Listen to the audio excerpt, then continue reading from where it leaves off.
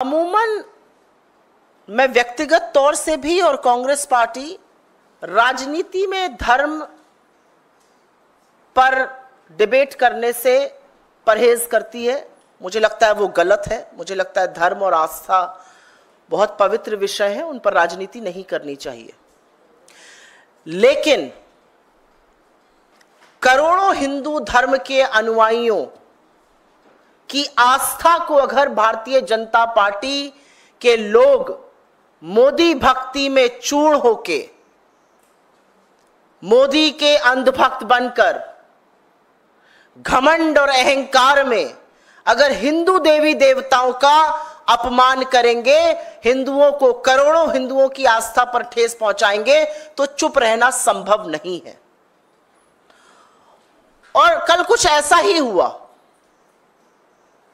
भाजपा के राष्ट्रीय प्रवक्ता, पुरी से उनके लोकसभा के उम्मीदवार संबित पात्रा ने दुनिया को अचंभित कर दिया यह कहकर कि महाप्रभु भगवान जगन्नाथ नरेंद्र मोदी के भक्त हैं।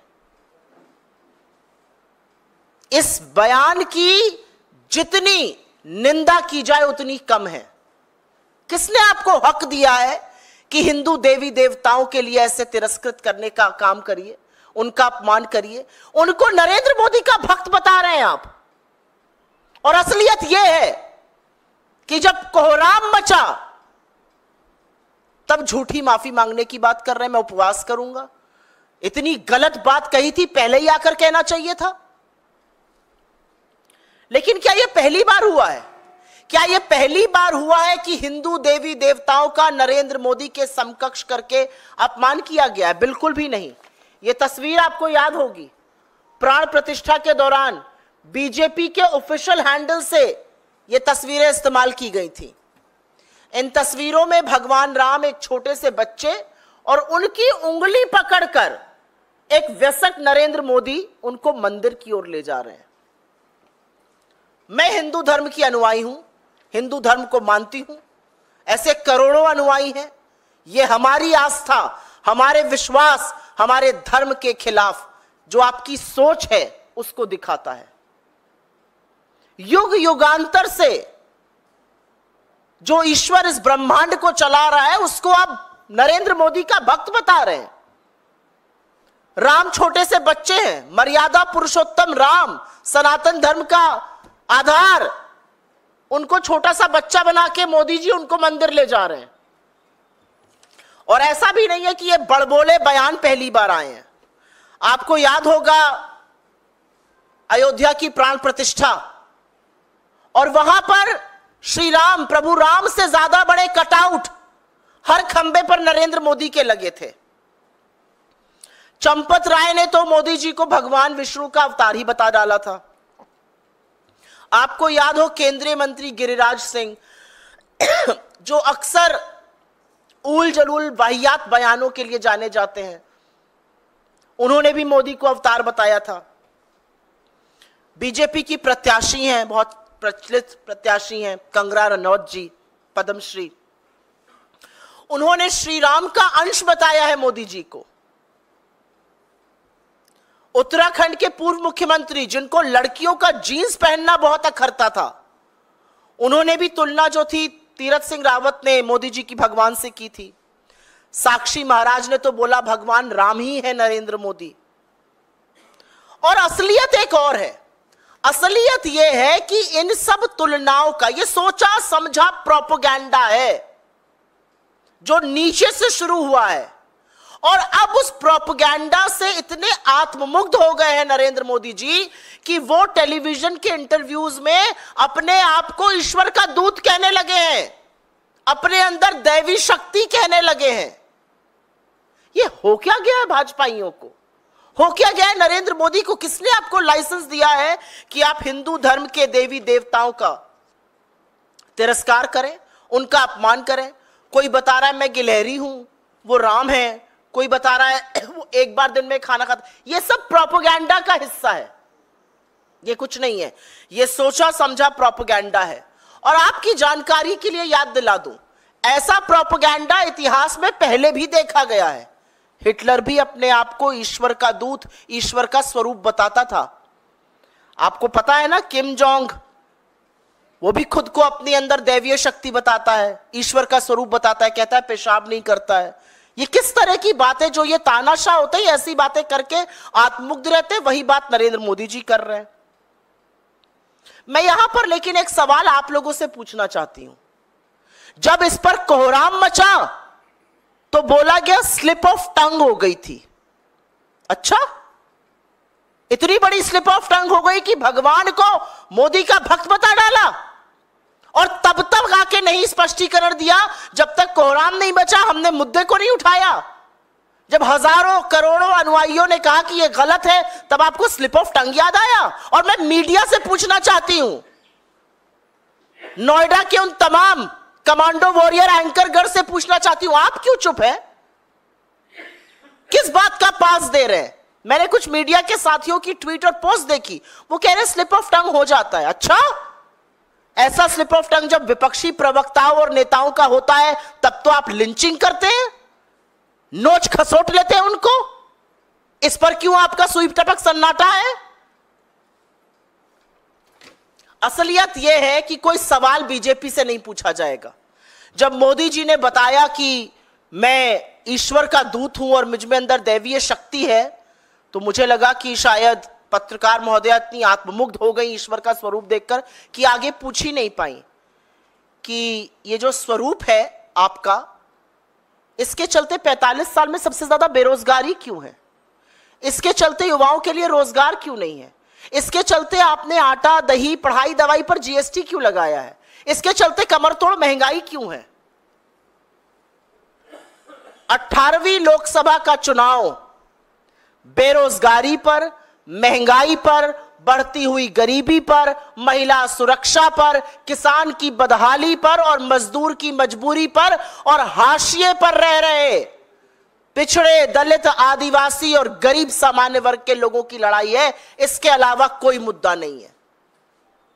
5 चरण का मतदान हो गया और यहां पर ईश्वर का स्वरूप, ईश्वर उनके भक्त बताए जाने लगे।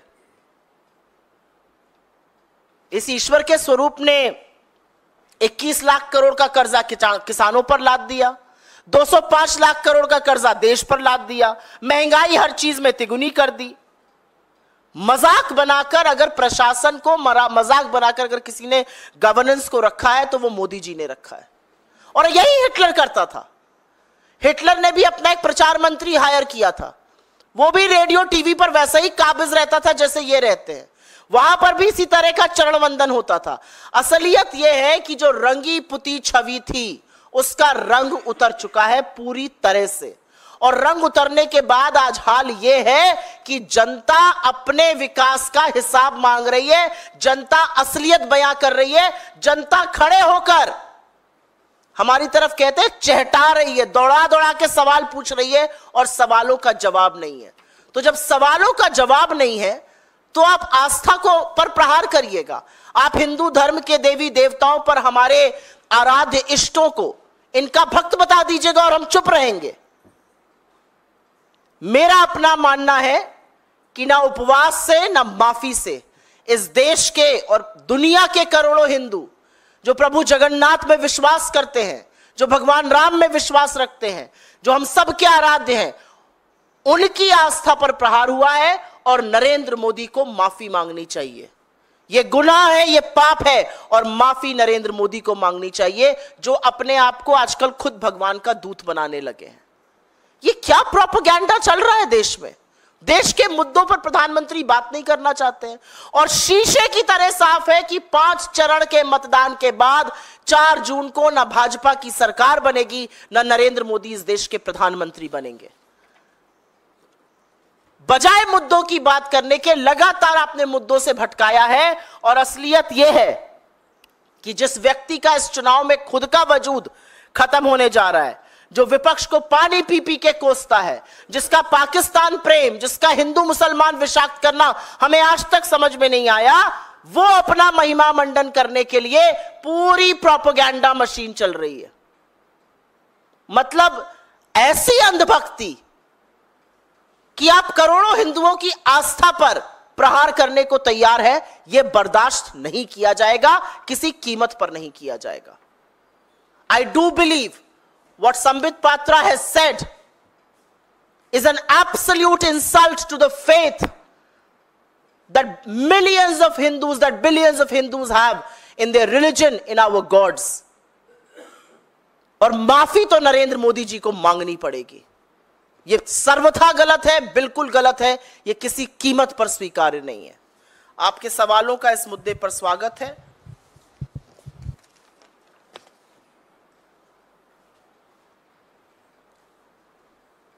सुई टपक सन्नाटा तो स्टूडियो में है, यहां पर भी है सुई टपक सन्नाटा। 400 पार का जो नारा दिया जा रहा था बीजेपी की तरफ, पहले मैं इस पे जवाब दूंगी, अगर आप लोगों के पास इस पर सवाल है तो मैं अनुग्रहित रहूंगी।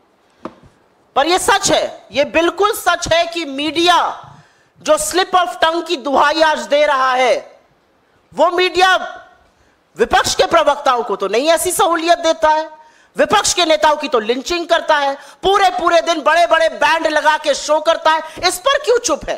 असलियत यह है कि हमारे दो नेता लोकतांत्रिक तरीके से थोड़ा बहुत मतभेद में अगर कोई वक्तव्य दे दे तो 48 घंटे नहीं 72 घंटे 96 घंटे शो होगा। लेकिन अगर बीजेपी के अध्यक्ष जेपी नड्डा कहते हैं हमें आरएसएस की जरूरत नहीं है, हम बहुत सक्षम हो गए, क्या सिर्फ फुटअव्वल बचा हुआ है आरएसएस में और बीजेपी में, उसमें कोई चर्चा नहीं, उस पर कोई शो नहीं, क्या हो गया है? क्यों सांप सूंघ गया है इस वक्तव्य पे? क्यों चुप है मीडिया? आप लोग इसका जवाब दीजिए। आप लोग के एंकरगढ़ चुप है, आप क्यों चुप है? आप तो बोलिए। मैम, संबित पात्रा, जब इस पूरे बयान पर बवाल मचा तो संबित पात्रा ने कहा है कि उनको बहुत पछतावा है और वो 3 दिन का उपवास रखकर प्रायश्चित करेंगे। तो क्या ये असल में उनका पछतावा है या जो हंगामा मचा उसके बाद वो बैकफुट पर आ गए? जब आपसे कुछ गलती होती है ना तो आप सामने से खुद आके उसका स्पष्टीकरण देते हैं। आप कोहराम मचने का इंतजार नहीं करते हैं। हम सबसे कभी कभी कुछ गलत हो जाता है, कुछ गलत शब्द लिख दिया, कुछ मुंह से निकल गया, हम तो सामने से स्पष्टीकरण देते हैं। आपने इतना इंतजार क्यों किया? आपने पहले गलत शब्द बोले, उसके बाद कोहराम मचा, लोगों की आस्था पर प्रहार हुआ, आपको पता चल गया कि आपके खिलाफ हो रहा है, जिस पुरी से आप चुनाव लड़ रहे हैं वहां की जनता आपसे क्षुब्ध हो गई। अब आप बोल रहे हैं मुझे पछतावा है, मैं उपवास करूंगा। ये पहले व्यक्ति हैं जिन्होंने भगवान का ये तिरस्कार किया है। यह है भारतीय जनता पार्टी की वो फोटो जो भारतीय जनता पार्टी के ऑफिशियल हैंडल से ट्वीट हुई थी। कैसे ट्वीट किया आपने ये फोटो? किस हिम्मत से तीरथ सिंह रावत और साक्षी महाराज और गिरिराज कहते हैं कि भगवान की तुलना मोदी जी से करते हैं? किस हिम्मत से मोदी जी कहते हैं मैं भगवान का दूत हूं? क्या हो क्या गया है इन लोगों को भाई? मैं ये जानना चाहती हूं। इतना घमंड, इतना अहंकार कि आपने हिंदू देवी देवताओं को भी नहीं बख्शा। मतलब कुछ तो ईश्वर के प्रकोप से, ईश्वर के कोप से डरिए। और इस पर मीडिया की जो चुप्पी है, अगर आप बस अपनी आंख बंद करके और दिल पर हाथ रख के, मुझे यहां पर अगर कोई भी एक व्यक्ति खड़ा होकर बता दे अगर यह बयान किसी विपक्षी व्यक्ति ने दे दिया होता तो अभी तक क्या होता? लिंच कर दिया होता आपके और आपके एंकर्स ने, नोच लिया होता आप लोगों ने। लेकिन ऐसा नहीं हो रहा है। बीजेपी के व्यक्ति ने कहा है मीडिया चुप रहेगा, आंखों पर पट्टी, मुंह में दही जमाएगा। जी मैम, एक गंभीर सवाल है, राजनीति से इतर ये सवाल ये है, लोगों के चूंकि हम पत्रकार जो जनता के मन में होते हैं, जो मैंने मुद्दा उठाया है ना वो अति गंभीर मुद्दा है। ये छोटा मुद्दा नहीं है। बिल्कुल मैम। जो धर्म के स्वयंभू ठेकेदार बने घूमते हैं वो सिर्फ बीफ कंपनियों से चंदा ही नहीं लेते हैं, वो ईश्वर को मोदी का भक्त बताने लगे हैं। ये बहुत गंभीर मुद्दा है। मिलावटखोरी से लोग परेशान होते जा रहे हैं। पिछले 5-10 सालों में भी मिलावटखोरी बढ़ी है। फसाई की रिपोर्ट भी बताती है कि अलग अलग यूपी हो या अलग अलग राज्यों के कई जो प्रोडक्ट्स हैं वो खराब हैं, जहरीले स्तर के हैं। तो अभी जो आपके घोषणा पत्र में, कांग्रेस के घोषणा पत्र में या अन्य राजनीतिक दलों के घोषणा पत्र में भी इस पे कोई बात नहीं है। क्या कांग्रेस पार्टी अभी की जो स्टैंडर्ड है गवर्नमेंट ऑफ अभी जो ये गवर्नमेंट ऑफ इंडिया के स्टैंडर्ड है और बीजेपी का जो रुख है उसको सही मानती है? मेरा अपना मानना है कि खाद्य पदार्थों में जिस तरह की मिलावट की बात आ रही है, जिस तरह से सब स्टैंडर्ड क्वालिटी बिक रही है, जिस तरह से एफएसएसएआई को बार बार चीजों को प्रतिबंधित कर देना पड़ रहा है, कहीं ना कहीं ये लोगों के स्वास्थ्य के साथ, उनके विकास के साथ, उनके जीवन के साथ एक गंदा खिलवाड़ है। और बिल्कुल वो रूल्स दोबारा से देखे जाने चाहिए, उन पर पुनर्विचार होना चाहिए और सख्ती से वो रूल्स इंप्लीमेंट होने चाहिए। क्योंकि कोई किसी को चंदा दे रहा है, क्योंकि कोई किसी की भक्ति कर दे रहा है और वो मिलावटी सामान बेचे, ये बिल्कुल ठीक नहीं है। और भारत की प्रतिष्ठा पर भी बहुत प्रहार पड़ता है जब हमारे मसाले बाहर जाकर प्रतिबंधित हो जाते हैं, उसमें कार्सिनोजेनिक चीजें पाई जाती हैं, वही चीजें हमारे लोग कंज्यूम कर रहे हैं। और जो बढ़ते हुए तादाद है कैंसर पेशेंट्स इत्यादि की, ये गंभीर विषय है। ये प्रेस वार्ता में एक मैं जवाब दे दूं उसका विषय नहीं है। मुझे लगता है इस पर चर्चा होनी चाहिए, इस पर सरकारों को सीरियसली सोचना चाहिए और अगर रूल्स रिफ्रेमिंग की जरूरत है तो वो भी जरूर होना चाहिए। मैम, बीजेपी के एक और नेता कैलाश विजयवर्गीय हैं जिन्होंने एक ट्वीट किया और बंगाल में और महाराष्ट्र में हो रहे मतदान को लेकर उन्होंने इशारा किया कि रोहिंग्या घुसपैठियों वाले प्रदेश में मतदान 50% है, वहीं हिंदू साम्राज्य की स्थापना करने वाले छत्रपति शिवाजी महाराज के प्रदेश में मतदान 25% है। ये लोग कब जागेंगे? इस ट्वीट पर आप कुछ कहना चाहें तो? आपको लगता है इतनी भद्दी वाहियात ट्वीट्स पर मुझे जवाब देना चाहिए? ये देश के मतदाता हैं। ये जो चुनाव हो रहा है ना सारा, जो हम भी लड़ रहे हैं, बीजेपी भी लड़ रही है, यहां सभा हो रही है, वहां सभा हो रही है, यहां पर हम बोल रहे हैं, वहां पर हम बोल रहे हैं, ये क्या है? ये लोकतंत्र का पर्व है। ये 5 साल में एक बार होता है, लोगों को मौका मिलता है अपनी सरकार चुनने का, अपने मुद्दों पर सरकार चुनने का। और आप उन्हीं लोगों का तिरस्कार, उन्हीं मतदाताओं का अपमान कर रहे हैं जिनके बल पर आपको सरकार बनानी है। ये मैं बता तो रही हूं, ये भाजपा का घमंड है, ये उनका अहंकार है। पहले लोगों को गाली देते थे, एक समुदाय विशेष को देते थे, फिर मतदाताओं को गाली देनी शुरू करी और अब भगवान का तिरस्कार और अपमान करने लगे। ये घमंड और अहंकार है जो सिर चढ़ के बोल रहा है। और मैं आपको बता दूं, जनता भी और ईश्वर भी न्याय जरूर करता है। बस 10 दिन की बात है, ये सारी वाहियात बातें 10 दिन और झेलिए आप लोग। जी, आपका कुछ सवाल था?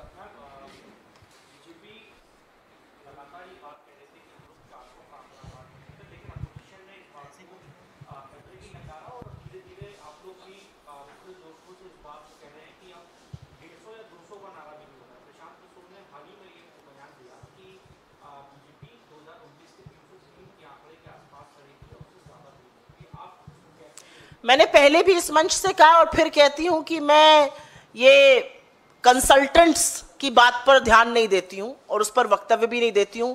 और उन कंसल्टेंट्स की बात पर जो अपनी कंसल्टिंग फर्म भी नहीं बचा पाए तो कम ही बोलूं, अच्छा है। लेकिन घोषित रूप से आप पहले पैरवी करते हैं नरेंद्र मोदी की, अब आप फुल ऑन बैटिंग घोषित कर रहे हैं, तो इस पर आपकी कलई खुल रही है, आपकी क्रेडिबिलिटी पर सवाल है। असलियत यह है कि 400 पार का नारा तो नरेंद्र मोदी खुद नहीं लगा रहे हैं, तो जिन मान्यवर का आपने जिक्र किया वो कहां से लगा रहे हैं? 400 पार पहली इनिंग के बाद ही बंद हो गया था, क्योंकि 400 पार का नारा और लल्लू सिंह और ज्योति मिर्धा और अनंत हेगड़े और गिरिराज जी ने मिलकर बीजेपी की पोल खोल दी कि संविधान पर प्रहार होने वाला है, आरक्षण खत्म होने वाला है। छिटक गए लोग इनसे और लोगों ने मन बना लिया कि संविधान तो किसी कीमत पे खत्म नहीं करने देंगे। तो बीजेपी खुद 400 पार का नारा नहीं लगा रही है। असलियत यह है कि जो जन सुनामी, जो जन सैलाब हमें दिख रहा है, जो उत्साह लोगों में दिख रहा है, ये वो बीजेपी की सभाओं में नरेंद्र मोदी और अमित शाह की सभाओं वाली भीड़ नहीं है कि 500 में आई है, बस में बैठकर सुनेगी, भाषण बोलेंगे, उसके पहले चली जाएगी। ये वो भीड़ है जो उत्साह से बल्लियां बैरिकेड तोड़कर अपने नेताओं के पास आ रही है। नेता बेचारे भाषण नहीं दे पा रहे हैं क्योंकि जनता इतना उनके सम्मुख है। ये वो भीड़ है, ये वो उत्साहित जनता, ये जन सैलाब है और ये बहुत बड़ा परिवर्तन करने जा रहा है। 150 के लाले पड़ रहे हैं, आप 400 की बात कर रहे हैं। और घोषित अघोषित जो लोग थे उनकी क्रेडिबिलिटी पर मुझे जितना कम बुलवाइए अच्छा है। अपना फॉर्म बचा नहीं पा रहे हैं, चले सरकारें बनवाने।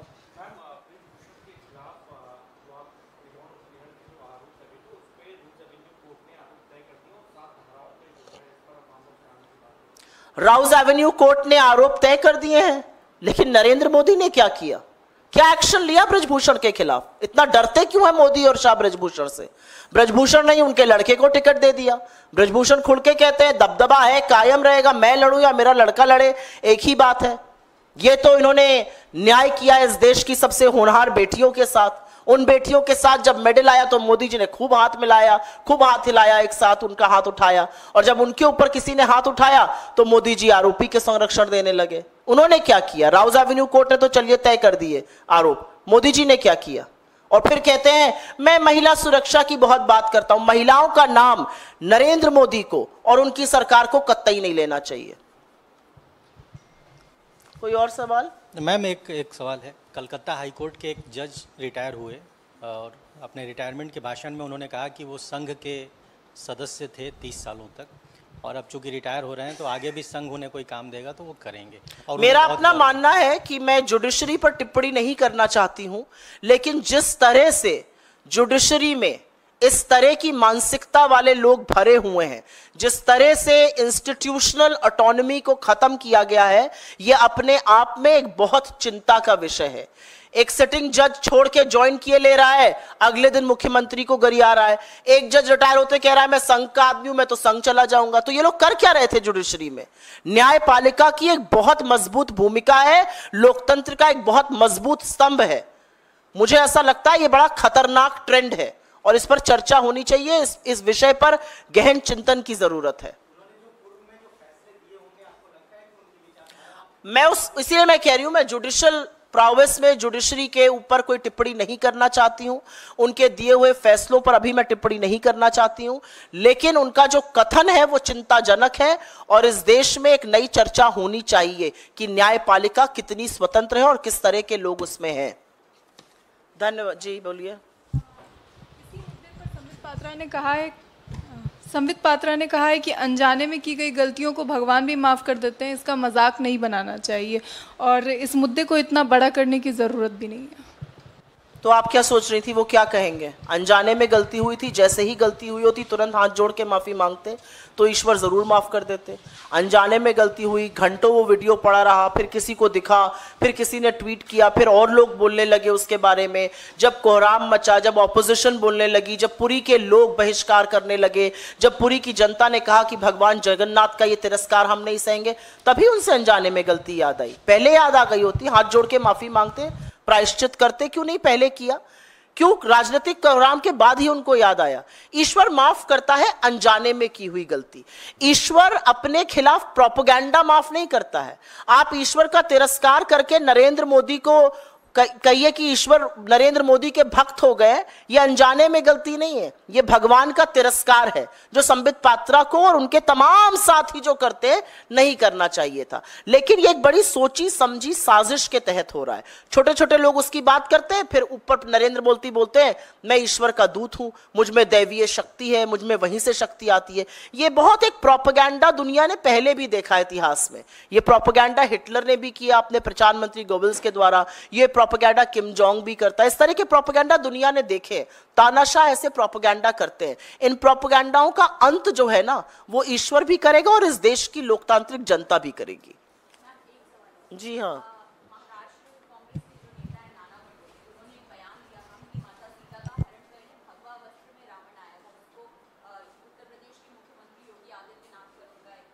मैंने ये बयान सुना नहीं, इसलिए मैं टिप्पणी करूंगी।